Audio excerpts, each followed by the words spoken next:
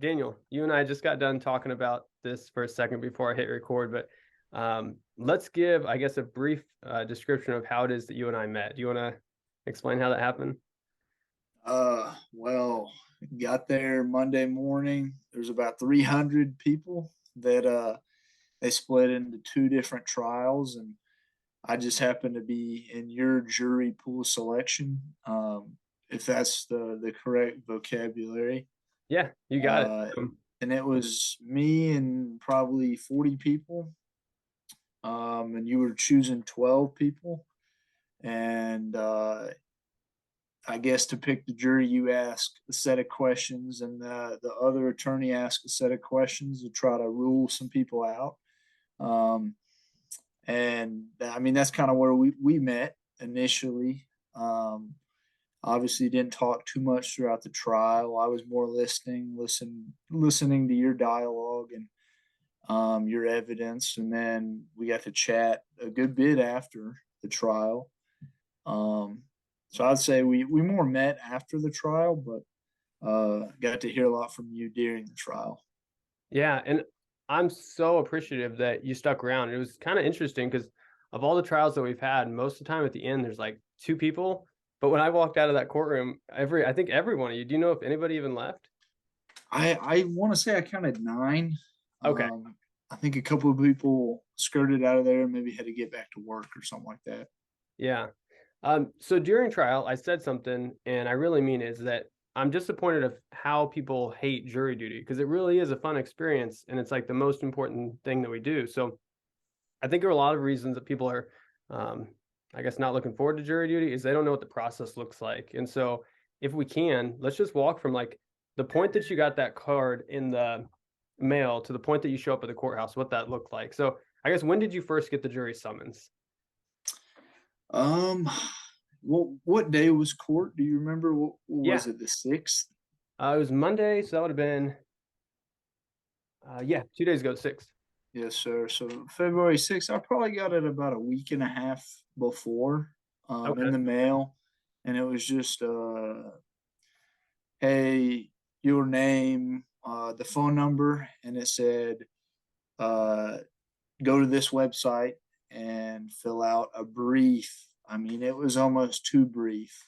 I would think it was name, occupation, maybe one other question. It wasn't very, not a lot of information on your end. And then after the trial, I learned that you received that just a couple days before, and I had to call a phone number the Friday night before, um, after 5 p.m. if I had to come to court on Monday morning, and the automated message said numbers, I want to say 0 to 300 have to come, and I was sitting about 150, 160. So, I'm thinking, well, I mean, uh, I was told by my parents, oh, that's no good. That stinks. But I was kind of intrigued, a little something different than work on a Monday morning. So Yeah. I show up by 8 o'clock, and there's about 250, 300 people sitting in this room. And I think it may have been a court recorder or, secretary or somebody said, okay, if I call your name, you're in district 3, Yep. correct? We were Is in what three. we were. And she was reading names off, and I was the first one. So I knew immediately, okay, I'm staying here for a bit. Uh, and they called, I mean, what would have been about 40 names. And Yeah. then the other trial, they called a lot more than 40 names for that one. I want to say out of the about 300 people there, I could count on about two hands how many people got to go home Wow. immediately. So not a lot of people. A lot of people went to that other juror selection. Um, they went downstairs to their courtroom. We went outside of your courtroom, and they started. We could hear, obviously, because if you've been in the courtroom, you can see down to the other courts, Yep. and they were getting called in one at a time right away. Um, so they were dismissing people real quick.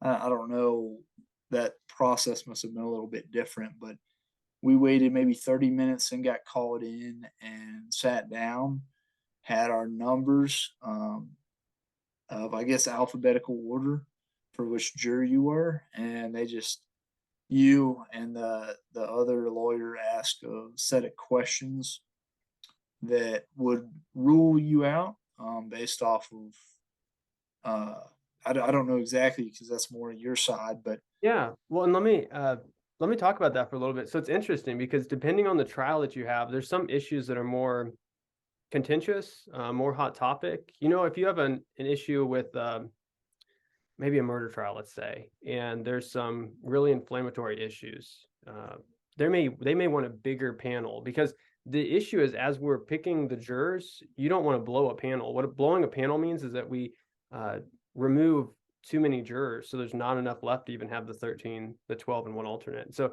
the one trial is actually still going. So you got fortunate that you had ours. It was a well, lot quicker.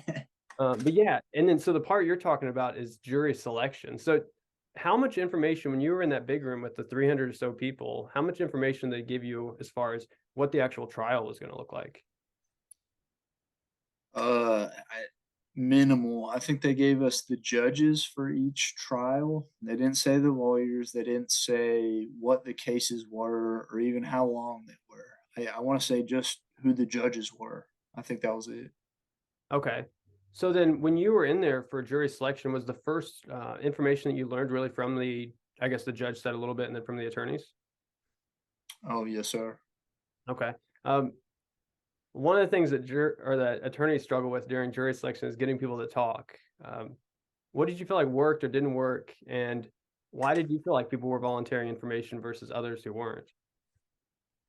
Um, I mean, some of, I guess to relate to a trial, you have to have certain life experiences, and your questions would want to relate life experiences to the trial. And I think some people just haven't had those life experiences, whether it's, I want to say I was probably the youngest person in the room, but I mean, there's people double, maybe triple my age that still haven't, you know, I don't want to say you're lucky that you have those life experiences, but life's a road and you bump into different things, and some people have and some people haven't. I certainly have different life experiences than some of the people that, you ask the questions and it kind of hit home for them. I think that may be why for some other people, they may just not feel comfortable talking in a room with 50 people in there. Yeah, I think you're spot on for both those answers. I think you're right. Did you feel comfortable talking in that room? I did. I just, like I said, my path, at least up to now, didn't really, hit home with any of the questions. I only answered one question, and that was, "Do you know anybody on the panel?" Yeah. And that was Bailey. And I mean, I hadn't seen her in about 4 years now, so I mean, I know is kind of a loose, term. Obviously, I recognize her, but I mean, it didn't affect the trial at all. Yeah. So And those questions were asked. Yeah. Did you think that knowing her would affect it? And she remembered you as well. Said you yes, guys were sir. together. So our trial, we had a number of witnesses, and without getting into the specifics of what the witnesses said, because it was kind of a private issue we were dealing with, was there any one witness that stuck out more than the other? I would say for me, Dr. Ash, um, and the parents. I mean, without getting into it, I mean, the parents provided a lot of evidence of the home life, and you can tell me if, hey, you're getting into it a little bit.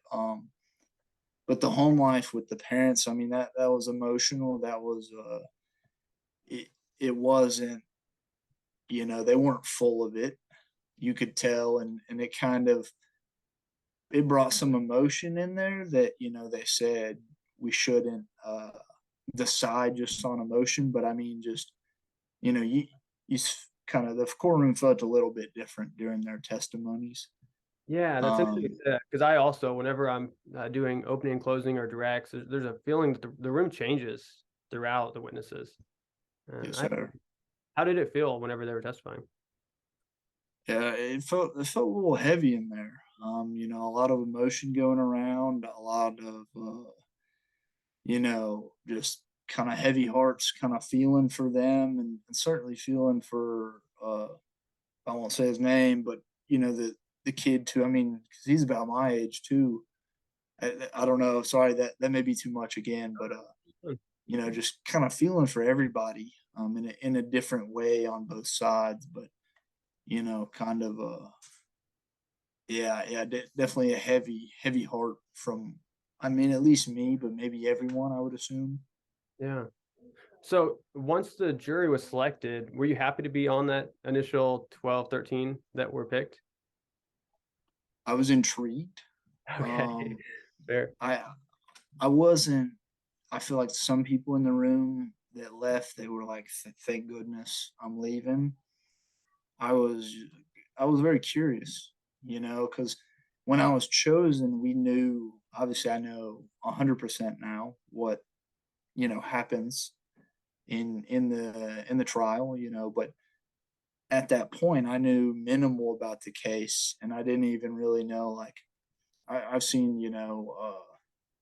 what are those shows? I've seen a couple of the shows, and I mean, I obviously, that's the shows. You're in the courtroom in the show for what, 15 minutes? I mean, that's not. It's different, It's kind of they make it crazy on purpose type of stuff. yeah. So I was very intrigued, to actually see it in person. So, Yeah, there was a video I did on this. It's called the CSI effect, and that a lot of jurors expect information to be provided at a trial that isn't normally provided at trials. But like courtroom dramas changed the minds of Americans. oh yes, sir. So that opening statement is really how cases get first brought to the jury because you guys get selected, you get sworn in, and then opening statements, and they weren't too terribly long. I think 10 minutes, maybe most, for Yes, each. sir. Did you feel like you had a perspective at that point, or were you still kind of like, I need to hear the evidence before I'll know for sure what's happening? Uh, I definitely wasn't decided at that point. Um, Generally, not even just in the trial, but out in life, I like to weigh everything, with all of the evidence before me, even if it's just a minimal decision. So, I mean, I definitely wanted to hear more. Um, I I I think both of you did a. I don't know if you want me to answer that. I guess you didn't ask it, but both of you did a very good job of kind of setting it up in both favors. I mean, obviously in court, you're thinking automatically, even though it was said it's not a criminal case, you made it a very, kind of took that weight off of. I don't know what others were thinking, but I mean, I knew we weren't convicting somebody of a crime, but it was still good that you mentioned that, and it kind of brought a little bit more breath into my lungs. Like, okay, it's serious, but we can breathe a little bit. Yes, that's Um, interesting. So you felt more comfortable because it was a civil case instead of a criminal case. yes, sir. Interesting. Okay. So then we touched Yeah. on the witnesses. You said that one of the doctors that testified was maybe the most impressionable. What was it about the doctor that was most impressionable? I think what he said with um I met with him so many minutes a day, and that I was trying to get through, his processes, because I mean, he's been to school for who knows how many years. He's seen who knows how many patients. He knows where the edge is of, I can push this far before I need to let up on a patient. And he kind of brought to light, hey, I couldn't even finish my assessment. Um, so I think that was kind of a telltale for me, especially, like, okay, this professional in his field that's done who knows how many assessments knows he can't get through an assessment without working him up too much. So Yeah. that was a big hitter for me. Interesting. Okay. So then once the witnesses were called, we ended up rolling into another day, the second day of trial, and we ended up doing closing arguments. At that point, how were you feeling? It kind of made it, I was basing everything off of the evidence. Obviously there was a lot of emotion too, but I was good about setting that aside in my mind. Um, and I think before the closing argument, and the closing argument kind of 100% set in stone. The other prosecutor, would that be the right verbiage? You can call him, he'd be the respondent's attorney or defense attorney. Okay.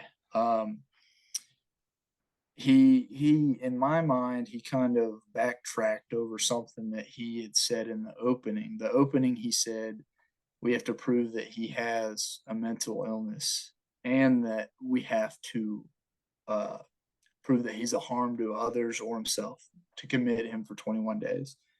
And in the closing he said, forget the mental illness, I admit he has a mental illness. And for me, in the opening he kind of built that mountain up of, okay, we have to two huge things. And that was kind of what I liked that he did in the beginning. Hey, these two huge things, you have to 100% believe both. And then in the closing he kind of took one down and said, I admit, the number one, mental illness. So I mean, I think he kind of backtracked. That's interesting you say that. So I'll tell you, I'm really careful. And I think we're told as attorneys in law school, don't promise to the jury something you can't keep. And I could have seen that go both ways. And I could have seen on the one hand, you'd say it was good that he acknowledged the weakness of the case. But then it's interesting you're saying on the other hand, he didn't acknowledge that from the beginning. Yes, sir. I think it may. I don't know if it would have changed the my my decision, but I think if he would have came in saying yes, he does have a mental illness, um, it wouldn't have seemed as much of a mountain for us to climb, but it would have. It may have helped him a little bit because in the openings, it, I was thinking that's a hefty task. As somebody with no mental training or no medical classes taken, that's a big task to diagnose somebody. And then part two I feel like was maybe a little easier because it's in my mind. It's super hard for me to say yes, somebody has a mental illness. um Yeah. yes Yeah, sir. because it's almost as if we're asking the jury to do something that I think a lot of jurors feel like is a doctor's job. Is Yes sir. that how you felt too? Oh yes sir, 100%.